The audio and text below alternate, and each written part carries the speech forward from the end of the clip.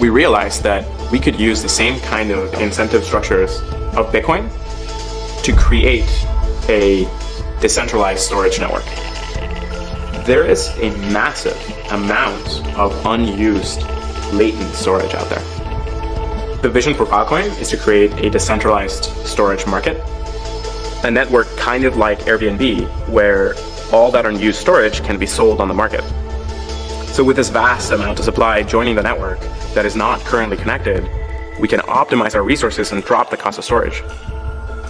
One of the key things about the Filecoin network is that there is a native token to the system, and that's a Filecoin. It's the medium of exchange for this decentralized market. Users spend Filecoin to hire the network to store their files, and storage providers get paid in Filecoin, which scales with how much storage they add and how close they are to the users. One of the powerful things about Filecoin is that it allows individuals to be incentivized to act as parts of a network. Each individual will contribute their part and get paid for it, but then the sum of all the individuals will create a network that is much more powerful than the systems that we have today. Filecoin can be exchanged for Bitcoin, Ethereum, dollars, euros, and so on, or users can hold on to their Filecoin, which may appreciate as the network grows. Anybody who uses the technology can become an investor in the technology. They can buy tokens, and if Filecoin is successful, they can share in that financial success. It's kind of like anybody in the world being able to get a seed investment in a Google or a Facebook or an Amazon or something like that. Filecoin is going to completely reimagine the way data is stored and delivered, especially in the places where internet service is most fragile. Just like people mine Bitcoin all over the world, local entrepreneurs will realize they can mine Filecoin by plugging together as many hard drives as they can get. Not only can they earn significant amounts of money, but they can also provide a valuable service to their local community. We can move all of the really valuable, precious content of the internet, this amazing compendium of knowledge, into those regions so it can be served locally and give access to billions of people who are currently locked out of the web.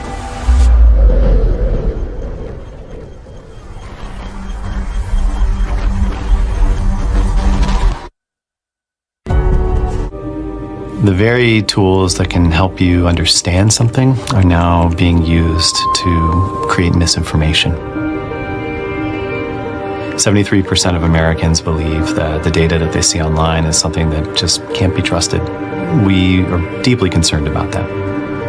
If people can't trust the data that they see, then how could they possibly create trust between themselves? There is room now to be just as innovative about the principles and the ethics behind what we're doing as we are about the technology itself.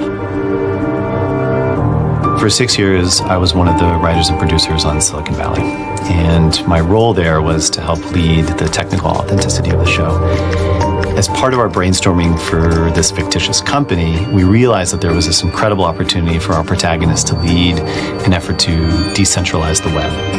As we got to researching that plot, I ended up going to the Decentralized Web Summit that the Internet Archive put on, and it was a really life-changing experience meeting all these people that were firmly committed to new principles about how to recreate the Internet.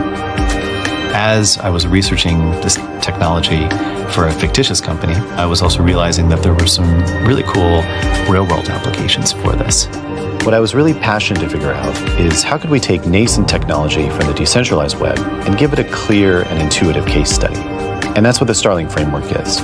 It's a joint project co-founded by the USC Shoah Foundation and Stanford's Department of Electrical Engineering.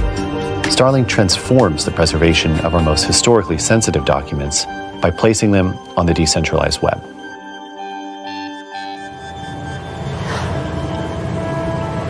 Back from Syria.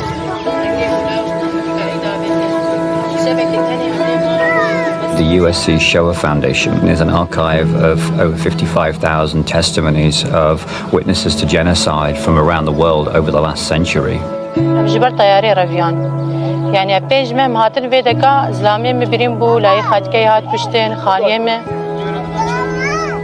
The mission of the Shoah Foundation is to develop empathy, understanding and respect through testimony. So in fact, the mission is really about not the testimony itself, as valuable and as precious as that is, but what it means in the world, what we do with the testimonies that we have to challenge and change our world. They do this in order to ensure that the very detailed accounts of what these survivors went through are never forgotten. The testimonies that we've collected are being preserved in perpetuity, and it turns out that perpetuity is a really long time. So how do we ensure that as we hand on this archive to the next generation, that we can be absolutely certain that it will be pristine?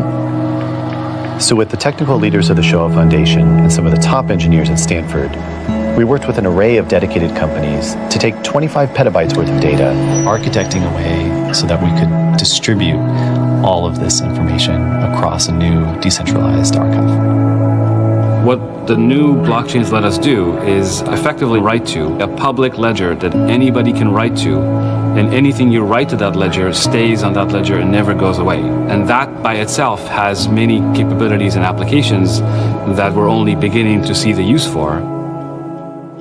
So we began the project by looking at storage. What we did is we used next generation protocols like IPFS and Filecoin to help ensure that as the data was spread out to a variety of different nodes, that data was still secure and that we knew that the data still had integrity. And then we realized that what if we actually started a bit earlier and we were able to take our chain of custody and begin it actually upstream with the cameras. And so we worked with HTC to develop a special set of applications and firmware on the new Exodus 1 phone to use new hardware-based encryption to take directly off the sensor of the camera signatures and hashes that would be able to create a seal around the image and ensure that that seal could not be broken. So now we have a system that proves that this image has been secured through each step of its journey. We decided very early on that the Starling framework was going to be built on case studies because we wanted to basically lead by example. Reuters, for its entire history, has really been dedicated to the objective capture of information to be able to then disseminate into newspapers and media organizations around the world. And so we began a relationship with Reuters to explore how our technology could be very helpful to the work that their photographers bravely do every day in creating photos for the Reuters newswire. Now, a newspaper, when they embed images in the articles that they publish, those images could have digital signatures embedded in them. And it allows me as a reader to verify that the images I'm seeing, they've not been fabricated, they've not been edited, and they've not been enhanced in some way. We cannot take it for granted that the archives of today are going to be around for forever. In choosing to look at the testimony of genocide survivors, we're choosing data specifically because it is sensitive, specifically because if it was destroyed, this would be a tremendous loss to civilization. Today is the 27th of February. I'm here to record a testimony, and the language of the interview will be English. We started with the Shoah Foundation's canonical case study, the Holocaust. Working with the Foundation's engineers and researchers, we cryptographically recorded testimony and then piloted a way to bring that testimony into the archive. At the same time as we were capturing her testimony, we also equipped the Shoah Foundation's team to go to Iraq and document the plight of Kurdish refugees who are fleeing a dangerous pre-genocidal situation. And this was an incredible juxtaposition of two very different types of case studies. And that was a really important way of being able to explain the power of testimony for us. So we went as far as Iraq and Syria, but then also deep into the Amazon rainforest. Pablo Alvarenga is an award-winning photojournalist who covers the defenders of the rainforest. We deployed our prototypes with him so he could give voice to the struggles of indigenous people that are being persecuted for their profound beliefs in the environment. Human rights activists are worried that climate change will be one of the biggest precipitators of violence and genocide in the future.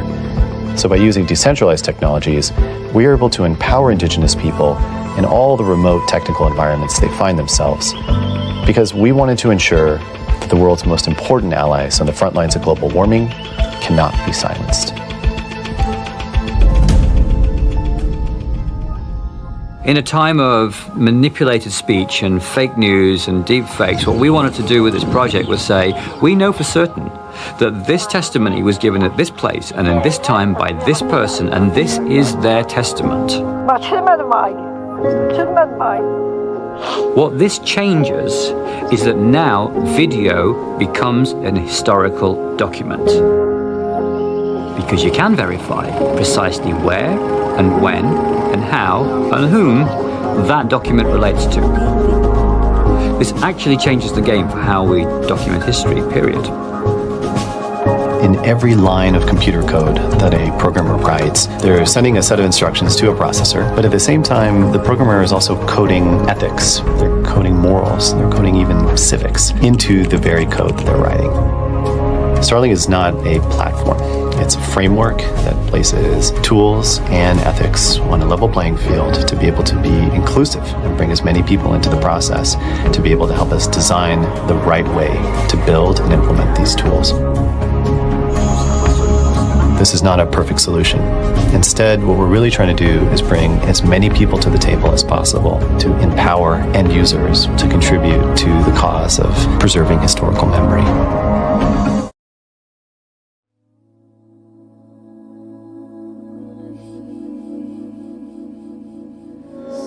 I didn't actually ever decide to play music. It kind of decided for me at 3 or 4 years old, and it's just been my life path.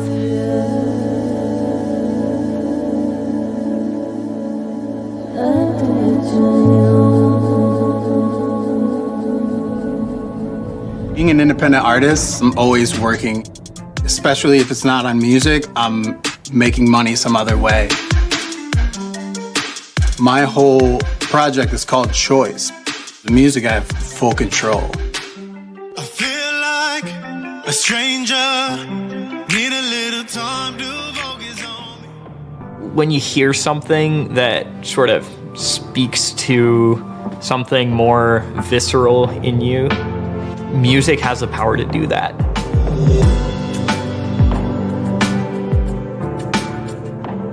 In 2012, 2013, it was kind of the heyday of Bandcamp, of SoundCloud. I would have to look at the logs, but I imagine we were some of the top users of those services. Forrest and I bonded over our shared love of that wave of creators that broke out at that time.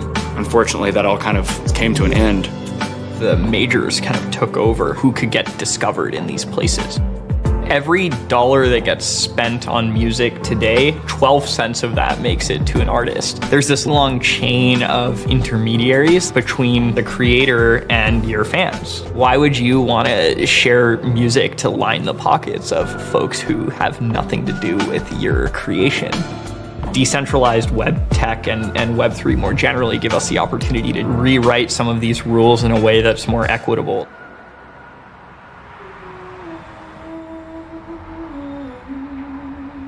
We craft our whole life to perfect our art, master our craft. We should have the right to own that till the day we die and be able to not have someone else dictate to us the possession of that.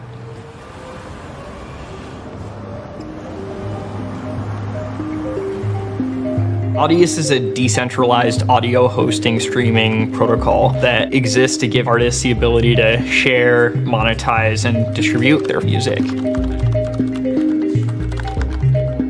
From day one, we've established a very deep sense of artistic pride in what we build. A fan favorite is if you're listening to a track, you can press V and pull up the visualizer. It's almost like an old school throwback to the Windows 95 days or Windows XP days. Audius is an open source project, which means that anyone and everyone can build on top of the code base and consume it and use it however they would like.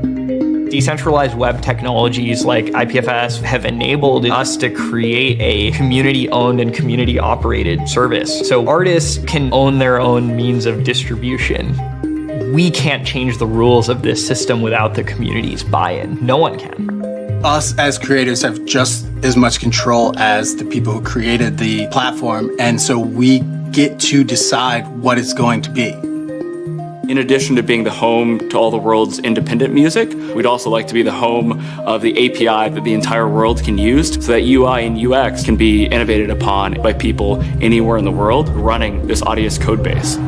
It's really the world as a whole that is acting as the hosting provider for Audius. A lot of artists, they've almost written off streaming these days. As an up-and-coming artist, it's extremely difficult to get discovered on those platforms. That's really the lightning in a bottle that we're trying to capture with Audius. Going hand in hand with that is bringing human curation to the forefront. What matters much more is how do you find the most interesting content that speaks to you. Fans and creators literally decide who's trending. It's purely democratic. I think now we're in a really exciting time because we can continue whatever we start with our fans and also truly make a living, truly get the money that we should make. What we're witnessing is the rise of the independent artist. Everyone is created equal from a code perspective. Web3 and decentralized tech really mean that everyone has a platform.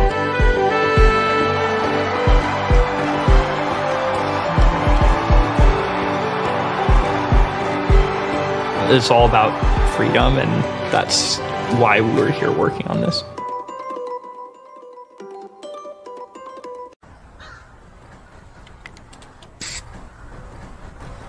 When we write the history books about the internet, I think it will go, the internet was started, we invented the World Wide Web, and then we invented blockchain. I spent most of my childhood running around in the forest.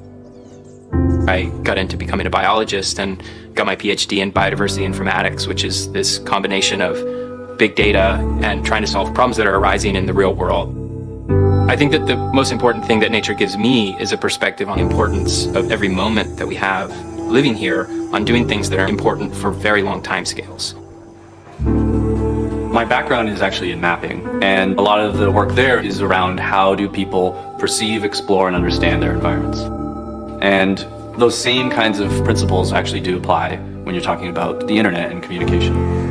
How do people extend their everyday interactions into this digital space? We've got information tied up in different platforms, focused on different things that can't be used together. And what that leads to is highly siloed pieces of your digital self. What this ends up leading to is like very strong network effects, which from the perspective of a business is great because it basically means you need to come to me in order to get what you want. But it's not great for the consumer. Web3 promises a whole different ballgame where user control is at the forefront. When we started focusing on Web3, we were really curious about what it could change around personal data on the web. And we started thinking what applications of personal data could be built using the technologies of Web3, things like IPFS and Filecoin. And we realized that photos was a really interesting use case. The reason photos are interesting is because unlike most personal data, people get it. People intuitively get why you want privacy. They get why you want ownership. And so we decided to build a really simple use case on Web3 technologies. We use that as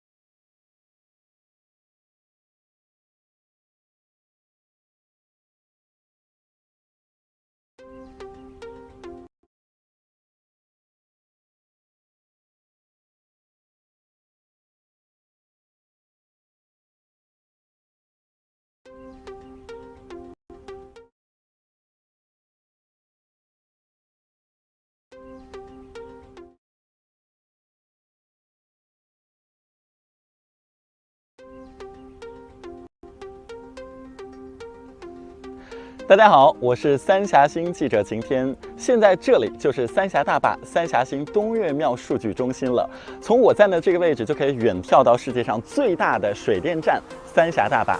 每天那里澎湃的电源对密集园区进行划分区，较低价格的新云温存储。Consolidating at the applications layer. Now being used to on the image and ensure the programmer has also created the platforms you need to come. The world of blockchain ape the way that not shared with coming together from all over the. 大家好，我是三峡星记者晴天，现在这里就是三峡大坝三峡星东岳庙数据中心了。从我站的这个位置就可以远眺到世界上最大的水电站三峡大坝。每天那里澎湃的电源源源不断地传输到这里，为我们的数据中心提供支持。而这个位置的话呢，也是三峡大坝的核心的管控区。我们刚刚从外面开车进来的时候，是需要通过层层的关卡，很多武警在站岗啊，所以普通人是绝对到不了这里的。您的数据如果说存储在这里的话，首先是非常的清洁环保，而且绝对的安全。那么我身后的这几栋非常漂亮的大楼呢，只是我们数据中心的1期的工程啊。当数据中心全部建好了之后，这里将拥有至少1万台的 IDC 的机柜，15万台的数据服务器的运算存储能力。这里将成为国内的1B 级的超大规模的大数据存储基地，也是国家级的灾备数据中心。那么接下来我就带大家进去看一看。好，现在我们所在的位置的话呢，就是我们的分布式存储机群，大家可以跟我来到这边来看一下。大家可以看一下这一个黑色的盒子，其实就是我们的一个机柜。可以看到上面是有华为的标志的。在我们的这整个的数据中心当中，其中有一部分的基础的设施是采用了华为的标准来进行建设。那么在这整个我们的数据中心当中的话呢，我们把这两排机柜叫做一个模块。这整个房间里面是一共有10个模块，276个机柜，276个机柜，跟我过来看一下。那么一个机柜里面的话呢，大概是有1、2、3、4、5、6个左右的数据的服务器啊，6个左右的数据的服务器。我们在这整个机房当中有几种不同的服务器，分别有存储服务器、算力服务器、证明服务器和节点服务器。可以看到我手边的这个服务器就是我们的存储服务器，摄影师可以来看一下细节。这一整个组成的这个就是我们的存储服务器。那么可以看到这个存储服务器当中有很多的小的模块，比方说1、2、3、4、5、6、7、8、9、10、11、12，这有很多个小的模块，每一个小的模块就是一个硬盘，这是一个硬盘，可以贴近拍一下。这里，这一个硬盘上面写的是16T，代表这个硬盘它的存储的容量是16T，每一 T 是1024G 哈，1024G。我们的存储的服务器当中，有些是用的16T 的硬盘，但是有些的它的储量可能会更大，这个每一个可能不是特别的一致啊。但是我们来算一下，一个服务器它的容量大概是有多大呢？在这一个存储服务器当中，它一共是有36个硬盘，它的总容量是576T。说到576T，可能大家对这个576T 的容量不是特别的有概念，我来给大家换算一下。如果说平均我们每个人一生当中可以活到80岁的话，如果说把你的一生中每1秒钟连续不断的拍成一个720P 的纪录片的话，那么这一个服务器当中至少可以存4个人一生的影像。所以说可以想象到这一个服务器的存储的容量是相当大的。那么接下来我们再往那边去看一下我们的这个房间的这个制冷系统。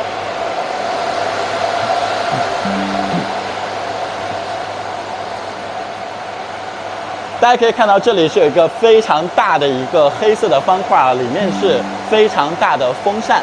这个风扇的话呢，就是我们整个数据服务中心的水冷系统啊，水冷系统。大家知道，我们这个数据中心是坐落在长江的边上，首先用到的是三峡大坝的清洁的电能，然后的话呢，我们是通过抽取这个长江水哈，然后来制冷我们的空气，让我们的整个数据中心当中的服务器是能够非常的低碳而又高效的运行。那么接下来我们再来看。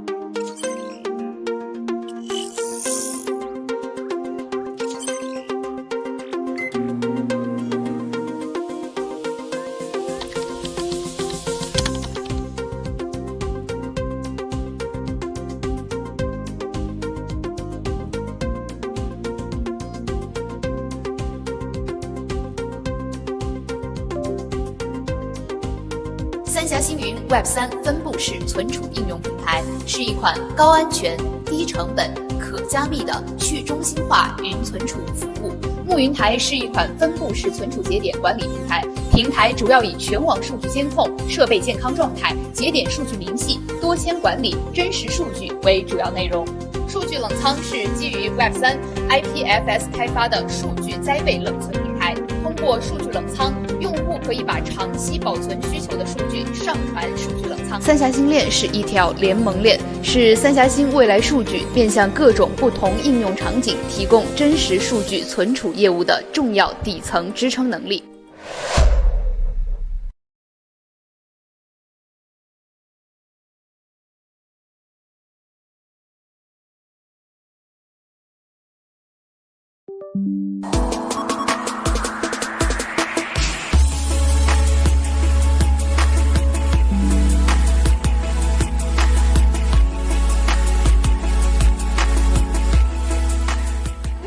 这张呢，就是我们现Web 2时代的万圣节人民币，它将访问的速度、数据存储分为2个，第一个就是我们集中式。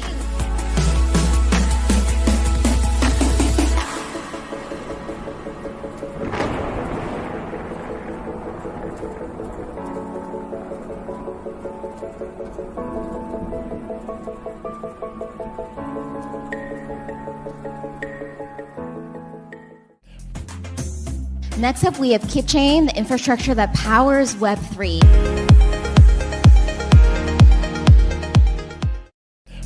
I'm glad to represent as a next future data here. in this place in this regard as the future for large enterprises and for public.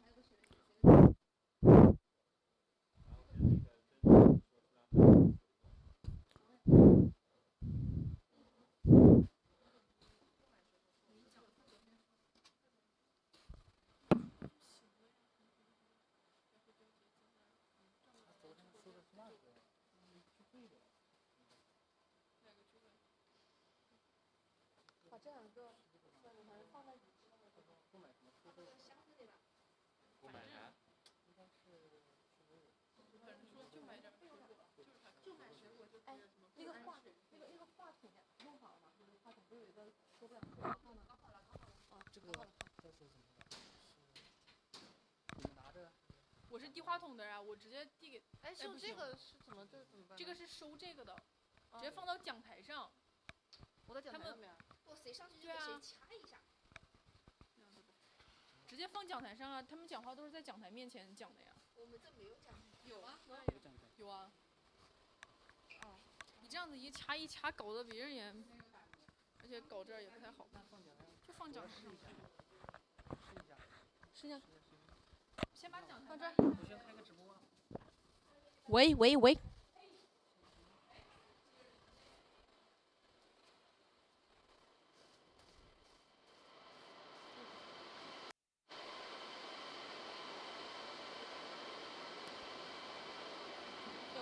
要抬。哎呦！这里吗？真要吵死了。哦。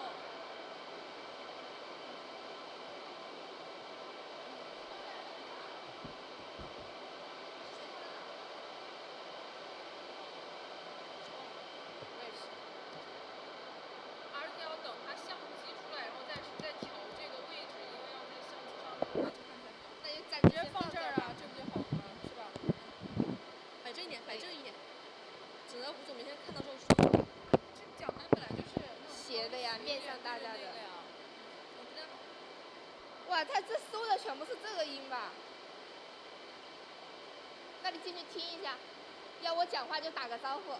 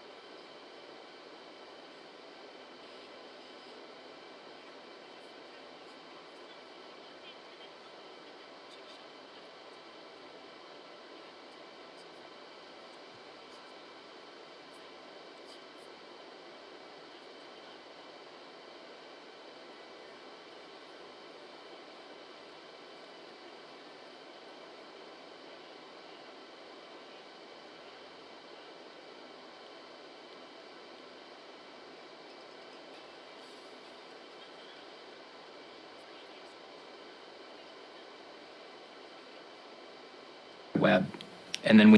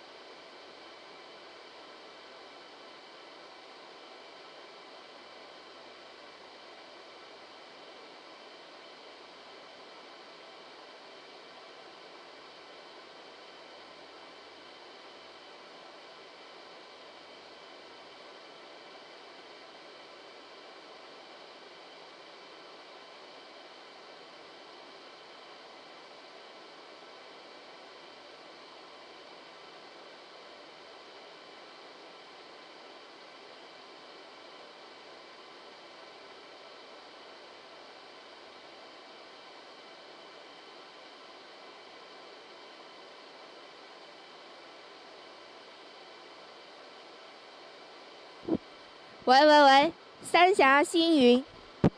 三峡星云。我那边有话筒。对。三峡星 S3线上发布会。三峡星 S3线上发布会。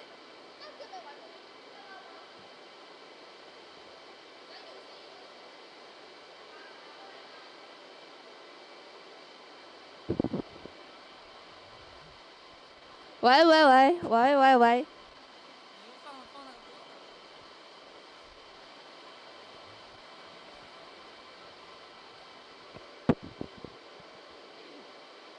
三峡星。